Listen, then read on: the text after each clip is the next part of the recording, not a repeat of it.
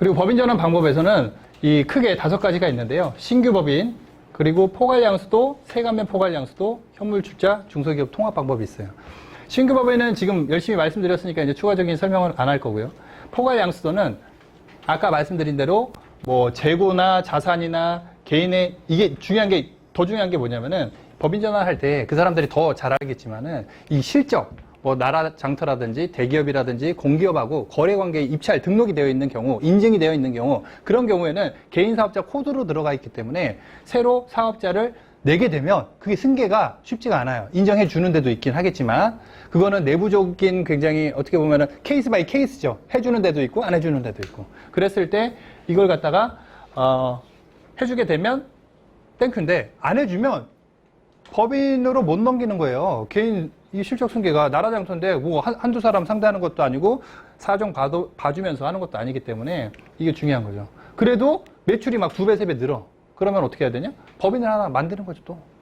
만들어 갖고 새로 리스타트 하면 되는 거죠.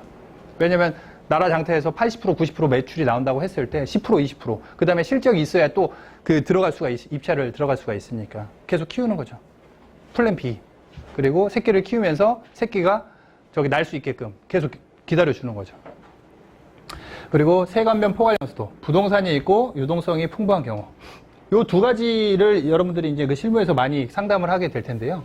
뭐냐면은 부동산은 있는데 얘는 유동성이 풍부하고 얘는 유동성이 부족한 경우인데 요건 자체가 얘는 순자산가액 이상의 자본금을 출자를 하라는 거고 얘는 출자를 안 해도 된다는 거예요. 출자를 안 하다 보니까 그 돈 없이도 잔고증명을 찍지 않고도 할 수 있다 보니까 그 요건을 세게 해놓은 게 법원 인가가 거기 들어가 있는 거예요. 감정평가도 받고 회계감사도 받고. 그리고 중소기업 통합은 이 3번째, 4번째 방법을 함에 있어 갖고 사업자가 2개인 경우죠. 그러면 중소기업 통합을 하는데 세관면을 할 수가 있고 중소기업 통합을 하는데 현물출자가 될 수도 있고 근데 중소기업을 통합을 하는데 세관면인데 주식회사를 할 수도 있고 유한회사를 할 수가 있고 중소기업 통합을 하는데 세관면인데 주식회사 할 수도 있고 유한회사 할 수도 있고 그런 거죠. 세관면, 현물출자 그런 거죠. 결과론적으로 법인 전환 방법이 뭐가 있냐면은 이 부동산이 있냐 없냐에 따라서 이 부동산 소유를 하고 있지 않다. 그리고 기타 자산도 없다. 유동성도 없다. 사업자가 2개 이상도 아니다. 그러면 그냥 뭐 이슈가 없어요. 신규 법인 만들면 돼요. 하지만 여기서 기타 자산, 재고가 좀 많다. 재고가 한 5억 된다. 10억 된다. 그럼 부가세가 좀 부담스러울 수도 있잖아요. 그리고 여기서 또 뭐가 우리 법인 전환을 하게 되면 포괄양수도도 하겠지만은 이 양수도를 할 때에는 그 시가 상당액이 총수익 금액이고 원가 상당액이 필요경비로 들어가잖아요. 그러면 그 재고가 많기 때문에 FM대로 때리게 되면은 그 차익에 대해 갖고 또 소득세를 맞을 수가 있는 거예요.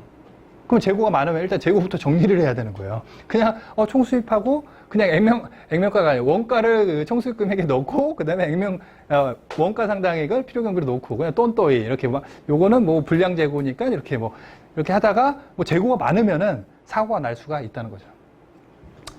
어쨌든 포괄양수도를 하여야 된다. 그러면 뭐 계산서는 일단 발행을 하지 않기 때문에 그리고 부동산을 가지고 있다. 그리고 다른 것도 있다.